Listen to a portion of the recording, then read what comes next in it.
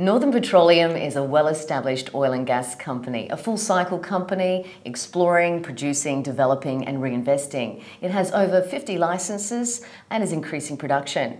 We have Derek Musgrove, Managing Director of Northern here. Hi Derek. Good morning, Sandra. Now Derek, could you just update us on the activities for Northern that have occurred over the last 6 months? We had to react from the slight setback at mid-year, reanalyse all our data from the 4 producing fields. That has now been predominantly completed.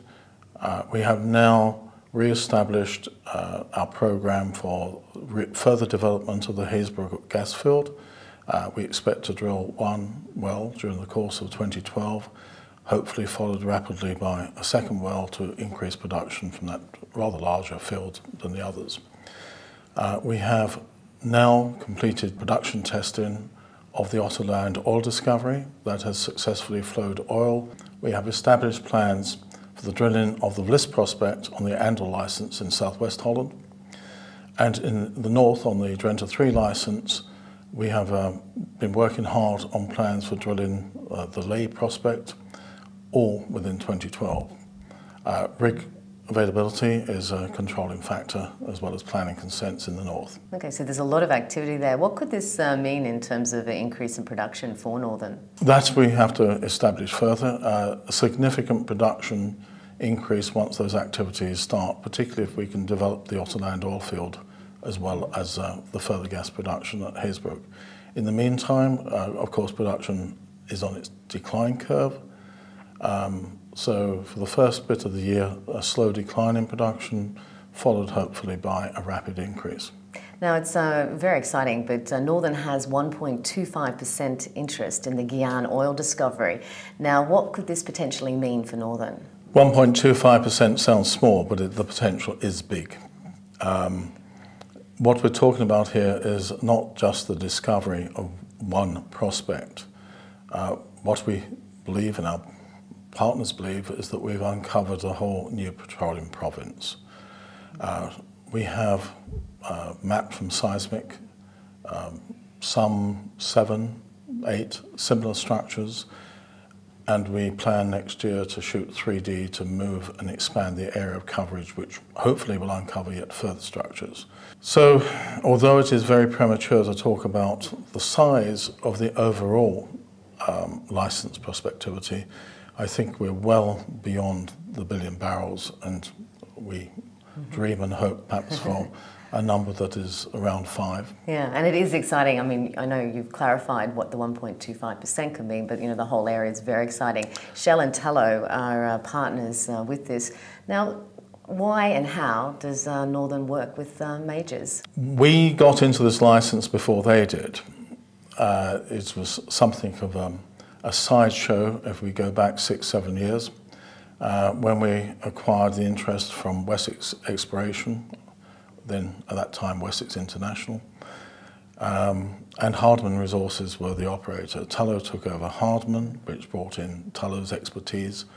Particularly relevant was their expertise offshore Ghana, and then Shell and Total also farmed in to Tullow. We decided, along with Wessex, to maintain and pay our own way. Such was our enthusiasm for the prospect once we'd done the further seismic. So now with over 50 licenses, what areas is Northern focused on? We are going to develop the value-adding opportunities of the existing portfolio. This must come first. It is not confined by area. We have started testing from Markles Wood, and we're moving from an 8-hour-a-day operation to a 24-hour-a-day operation, which requires the erection of floodlights and the like. In Holland, we intend to increase production as soon as possible. That is the quickest way of increasing the profit line and increasing hard value to shareholders. In Italy, we will be drilling the La Tosca prospect in the Po Valley, having farmed it out to Orca. We get carried for our 25% share. It looks a very encouraging prospect. If it's successful, we would hope, particularly with a new government in Italy, that we can put the production on soon. Yeah. How do you think the change of government might affect Northern? Very hard to tell at such short time, but the feeling we get is a government that has much more cognizance of investment, not surprising given their economic circumstance. We hear that it is reconsidering some of the new legislation that occurred in the middle of last year of an environmental nature that curtailed considerable investment in the oil industry. Something between 5 and 10 field developments were immediately curtailed. One would think that a country that is now coming to terms with its economic situation would now wish to encourage that production, but it must be not for me to comment on what Italians decide is the balance between their economic needs and their environmental requirements. Yeah, absolutely, but I'm sure you'll be hoping to see some progress there. Now, the turbidite fans... you're talking about the Southern Adriatic now? Yes, and now the Gion has two. What is it about a turbidite fan that potentially could lead to oil discoveries and good reserves? It's let me try and put that slightly differently. A turbidite fans can be rather large. That is one of the attractions, and they have not been explored much until 10 years ago or somewhat more, and these ones in both Gion and offshore in the Southern Adriatic are in deepish water, which of course delayed their exploration. They are a relatively new type of accumulation, structure, deposition, trap to be explored, which means and they tend to be off the shelf edge in deeper water, which means we suddenly, as an industry, have a whole new series of prospects which we can focus our attention on. And Northern is just joining in that hunt. Yeah, and Graham Hurd, I believe your exploration and technical director, he's very keen on the turbidite fan systems. It has Graham's enthusiasm, without doubt. Graham worked on the early days of the Bray field development and the Bray system, which has turbiditic analogies to it, and it's right up his technical expertise. Northern has a history of being engaged in projects at all stages of the E&P value chain. How does this add value for shareholders? There are several ways, as we would maintain, of adding value. You can take a license out, you do some seismic, show its general prospectivity and trade it. Or you can choose to move on. And at each stage of that adding value chain, you have a decision to take to try and crystallize the value or sell it. If you feel that you've added the value, a substantial portion of the value, and can trade, rather than wait 3, 4, 5, 6, 7 years to get cash flow out of it, that might press you to trade. We've always been a cash short and a project rich company, so we always have other prospects and projects to fall back on.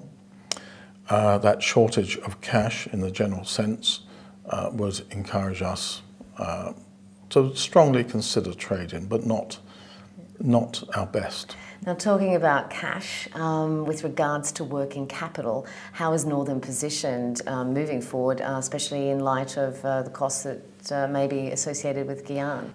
During the first half of the year, we reported an increase in cash flow and an increase in cash on hand.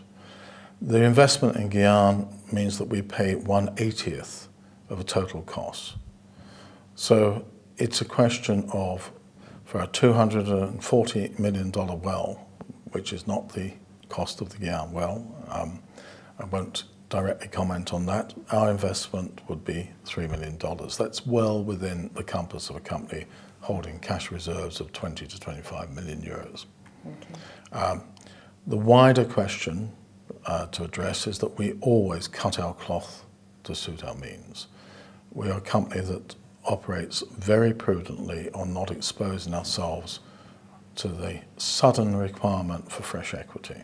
We would rather avoid that, and if we think it's beneficial for shareholders not to constantly come back to the market for fresh equity. Now, what events could shareholders expect to see with Northern over the next 12 months? Well, in addition to the things I mentioned in the Netherlands, the development of Otto land must be pursued. That at the moment requires establishment of a more sensible logistics of marketing. You'll see expansion of Hazebrugge, as we've already covered. We will also in Holland start looking at the oil shale potential. We have performed a preliminary evaluation using one of the best technical consultancies practicing in the oil shale business. I should also say gas shale business. We think we are dealing with oil shale in southwest Holland. We have the opportunity coming up to use an existing well to take our situation from the desktop laboratory to the field. That is an exciting prospect, and it's a difficult subject because of environmental concerns, but we think we can manage it. We have already fracked 5 times in Holland for our development fields without any untoward concerns. Markleswood is there. We are starting to pump oil. At this stage, it's impossible to say what its potential is. Moving on to Italy, La Tosca we've mentioned. We are shooting seismic in the southern Adriatic. We will follow the 2D seismic program with a 3D seismic program paid for by Azimuth. That, I hope, will lead to the establishment of a very substantial drilling prospect, and we would hope to move forward. In addition, we and Shell are still talking about taking the thrust belt forward to the drilling stage. So there's a lot of activity there, you know, with over 50 licenses. Does Northern still look for a potential I'm going to insist on interrupting you here, because what you've left out, or that we haven't considered, is the next year's program, Gion, which at the moment is going to be a drilling program towards the second half of the year of at least 2 wells. And I think that could lead to a lot of excitement. And will Northern keep looking for other licenses potentially? Potentially, we are looking for other licenses. I think you can interpret that actually. We are looking for other licenses, but it mustn't prejudice our more established prospects and projects in hand. Yeah. So you really do have strategic focus on what you need to. We must focus on the stuff in hand. Equally, you must take into account the long-term cycle of an oil and gas company. From the moment of thinking of applying or registering your application to the point where you drill can be 5, 6, 7 years. So if we lay cheap seed corn down now in applying for 1 or 2 licenses or seizing 1 or 2 long-term opportunities, that may be very much in shareholders' interest, but not to detract and divert funds, resources from the immediate required achievements. So now you're an established full-cycle company. What do you think are Northern's strengths? That in itself is a strength and attraction in future applications and sitting with potential partners. I think we've gone through a lot. We have a team of people that have gone through all those cycles. They work well together, and one is always told not to concentrate on the negatives in these things, but we have gone through a negative, and we've come out, or I think we're strongly coming out the other side, and that makes for a strength in itself. Yes, it's a robust team. There's a strong team, and I think others in the industry would see it as such. Okay, thank you very much, Derek, and thank you, and we'll be watching Northern Petroleum.